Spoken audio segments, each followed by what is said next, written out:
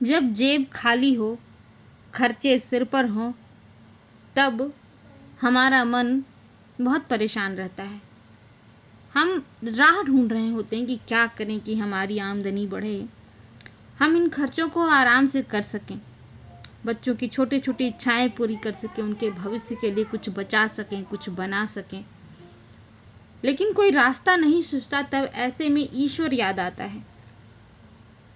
हम ईश्वर से प्रार्थना करते हैं, उनके चरणों में सर झुकाते हैं कि प्रभु कोई राह दिखाओ, मेरे कर्मों पर अपनी कृपा बरसाओ, मेरे कर्म फलित हो ताकि मेरे बच्चों का भविष्य सुंदर हो सके, मेरे बच्चों पर अपनी कृपा बनाए रखो, वे विनम्र बने, विद्वान बने, धनवान बने, बलवान बने, बुद्धि से, विवेक से, धन से।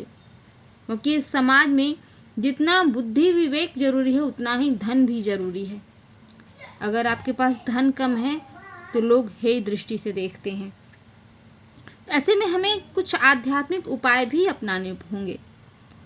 तो क्या उपाय हैं आज जानते हैं।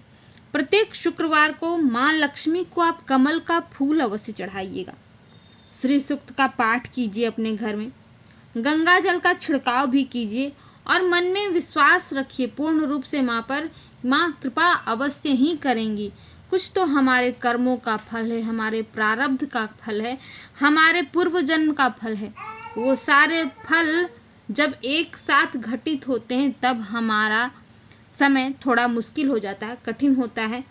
अर्थ से हम कमज़ोर हो जाते हैं, भाग्य से कमज़ोर हो जाते हैं।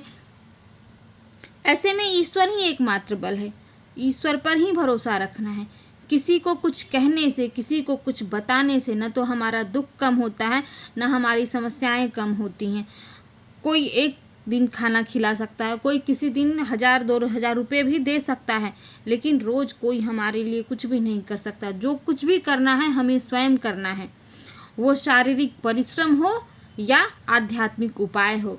तो आप अपना कर्म करते रहिए, कर्म के प्रति सदैव ईमानदार रहिए, कर्म में कोताही मत कीजिए और कर्म के साथ बेईमानी भी मत कीजिए। चोरी, घूसखोरी, इन सब चीज़ों से सदैव बचे रहिए। ये सब चीज़ थोड़े दिन के लिए तो आपको अच्छा फल देते हैं, लेकिन उसके बाद आपको जीवन भर की ग्लानि रह जाती है।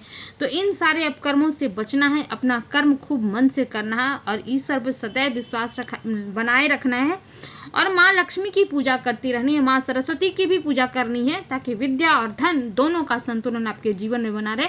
वीडियो अच्छा लगे तो लाइक, शेयर, सब्सक्राइब